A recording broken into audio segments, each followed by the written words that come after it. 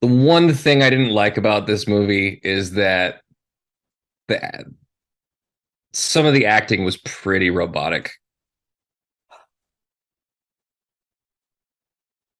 I'm so disappointed. Bro.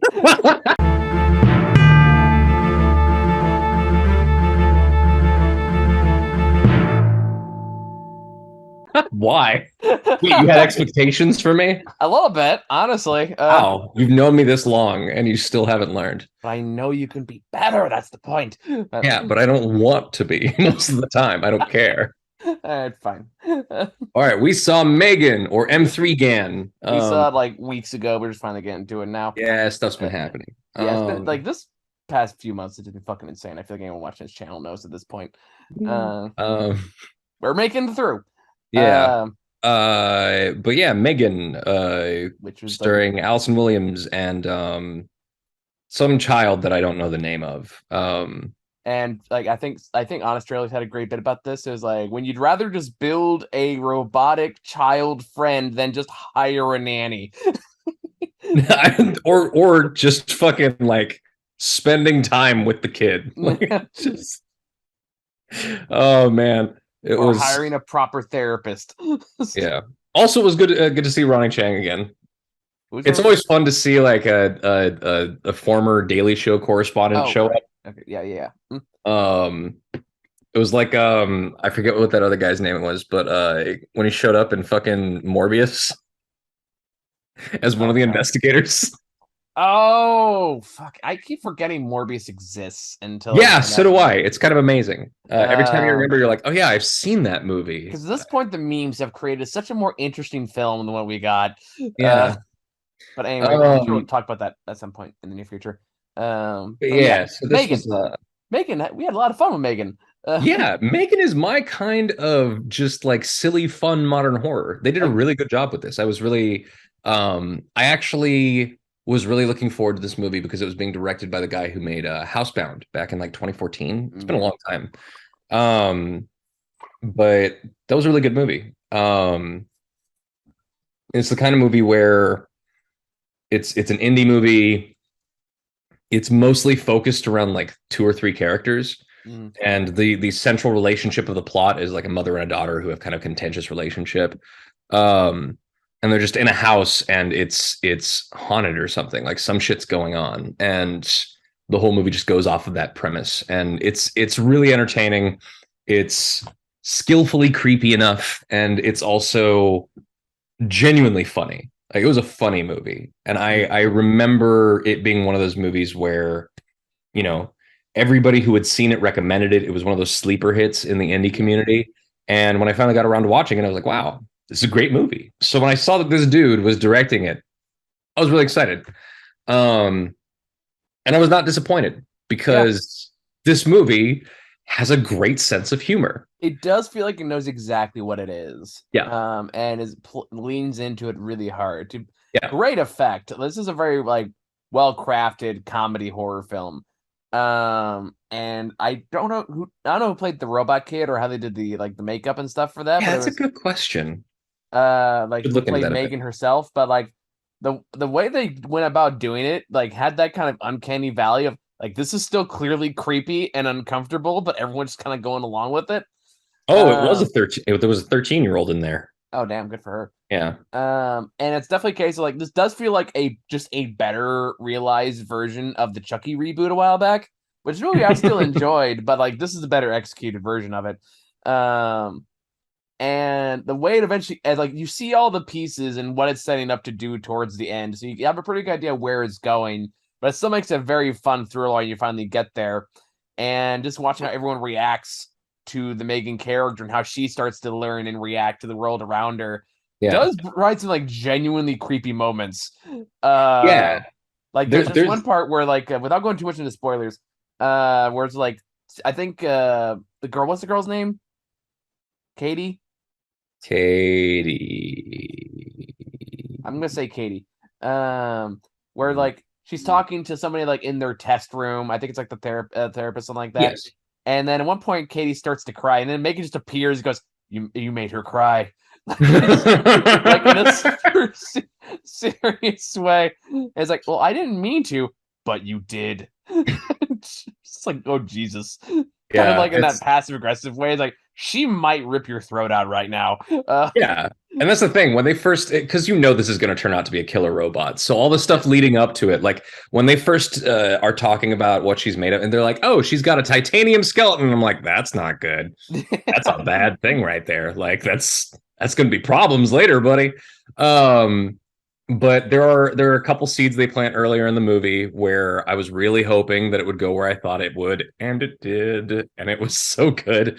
But they do a really good job at showing, I think this is a really creative take on the idea of AI gone wild. Yeah. And the notion that if you have a self-learning construct, at what point does it start defying orders? At what point does it take its own path forward? And what form does that take? And in this movie, that form is basically being obsessed with protecting Katie from anything and anything that might separate them. And it's really compelling the way that it slowly ramps up to the point where you're like, oh shit, she's in the Wi-Fi. Yeah. She's in like the Alexa home assistant. She's in the The walls. the kill command of her turning off is no longer working. Like it's that slow ratcheting up of her getting full autonomy and no longer being under control of anybody else. And they do that really well. And as that progresses, you have this other side of things where the ant is trying to further her career at the same time because she was on the brink of doing something crazy when oh yeah, the whole point of this movie when it starts off is the Katie, the girl, her parents die. They die in an accident in a blizzard.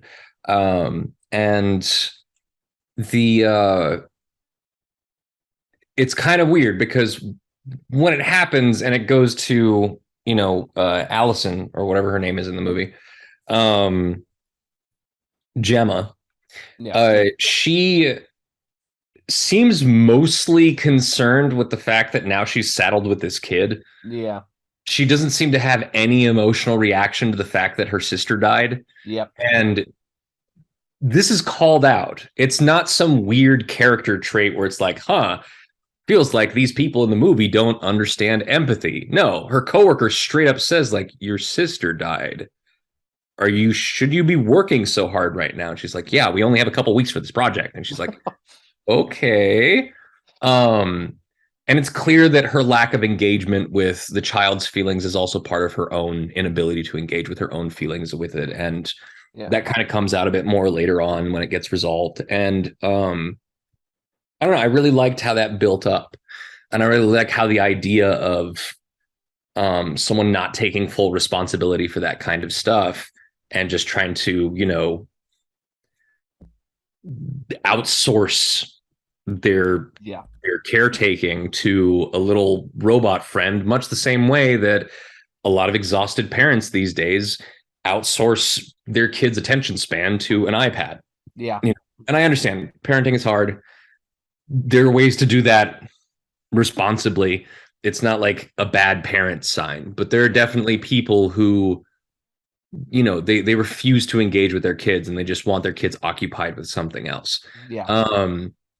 And this is true like way back before the iPad. Like this is all the way back to like problem. Yeah, this is where parents would plunk their kids in front of the TV for 10 hours a day, or where they would just send them outside and just not give a fuck about where they went. This is a whole thing. Like it's not, not judging anybody for like putting their kids on an iPad for a few hours, It's kind of like this dumb argument. It's like, oh, people their phones all day, don't want to talk to each other. It's like, that's existed way before phones, dude. Yeah, I didn't want to talk to people before I had a phone, trust me. They always picture like everyone's on a train reading newspaper. It's like, this is not a new problem. Yeah, right. I thought it was kind of funny because what was it? There was a comedian.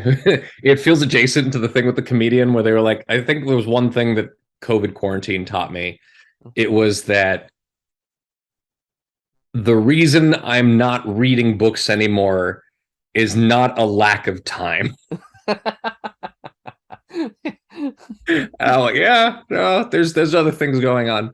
But my whole point with this being is that it kind of uses this concept as a jumping point Yeah, for this particular unprepared person who in no way wants this responsibility, yep. is just has this thing foisted upon her.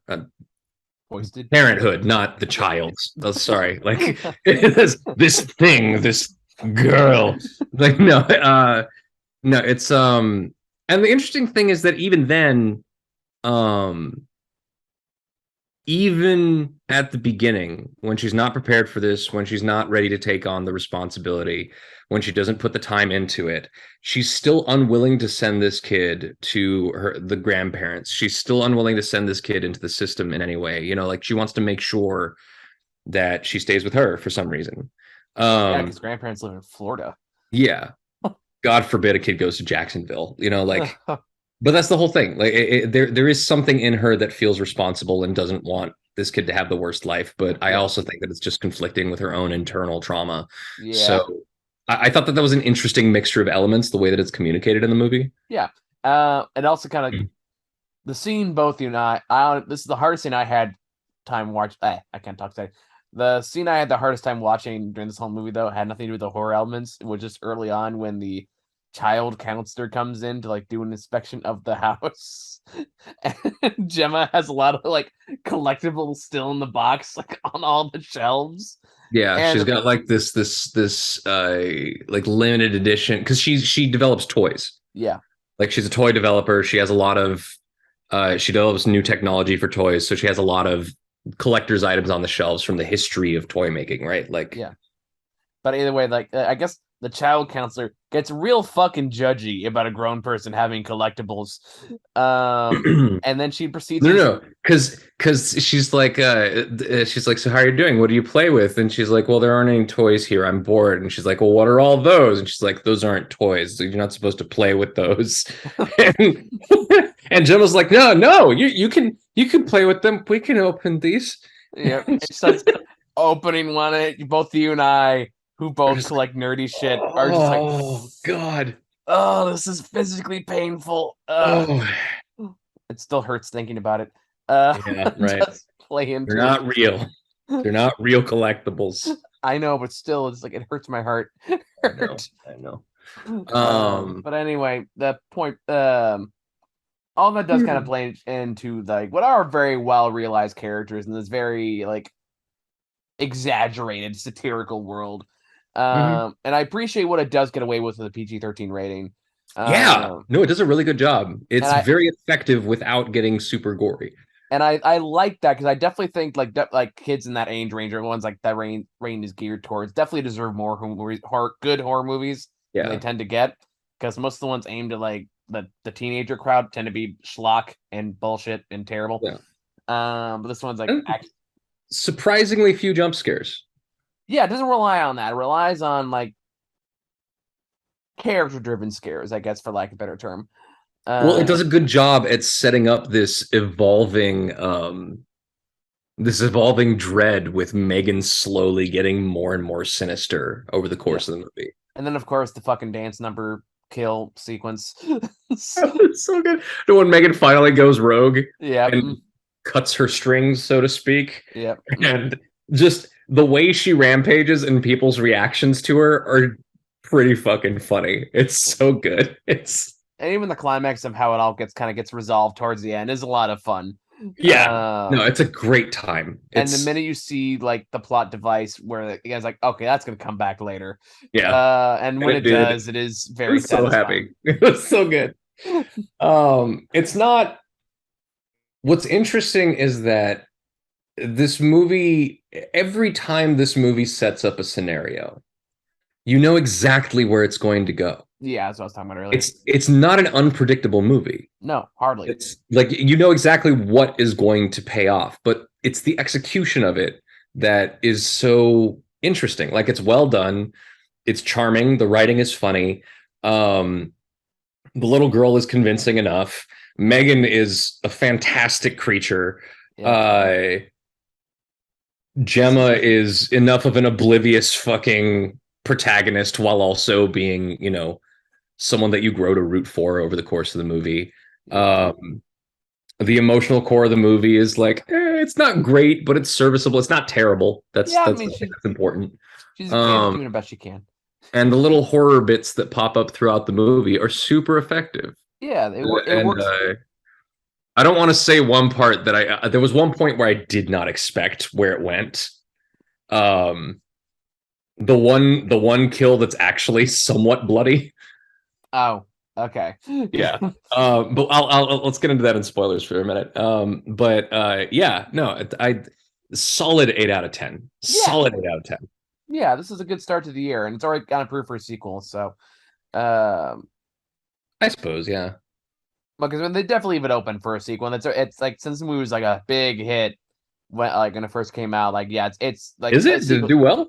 Yeah, it did very well. Like this Oh, is good. already like a sequel's already coming. Like that's not even being hyperbolic. They've already confirmed it. So I like we're hope gonna they get keep the another one same of these. director. I I really do. hope this director gets more attention because they deserve it. Like they're good. I really appreciate their work. Yeah. So I'm gonna guessing it's gonna call Meg Foreign for the next one. M3gan. Whatever. Oh no, you're right, because the four would be the A, huh? Exactly. See, there you go. Oh, okay. That's what I was going for. Yeah, no, Get you're on my right. level. I'm wrong. I'm wrong. I apologize. I accept your I'm the apology. racist one here. Yes, you are. Hey, Michael, don't attack me. That's racist. Anyway, Spoilers. I don't know. Well, for context, because I always think it's funny because we have these running jokes, but like we do not have a massive audience, so No, we don't. it's just Just like what the fuck are they talking about right now? just They're out of calling each no other context racist. for calling each other racist. It's funny. But yeah. Anyway, spoilers. Yeah, I guess Spoilers. now I feel obligated with context. So for years, Muha has made a No, game. that's all the context they need. That's it. So Human Centipede. No spoilers. No, we're not at the end of the interview review.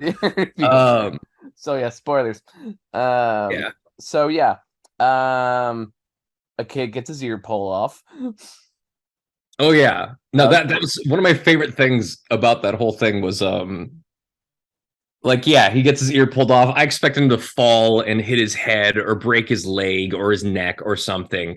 I did not expect him to get fucking liquidated by a truck. Mm-hmm. That was amazing. Yep. Like it was one of those things where I'm worried when I watch movies like this in the theater sometimes because like it was fun, it was great. Like he was being chased, it was nice and suspenseful. It was super unsettling when Megan got down on all fours and started like galloping after him.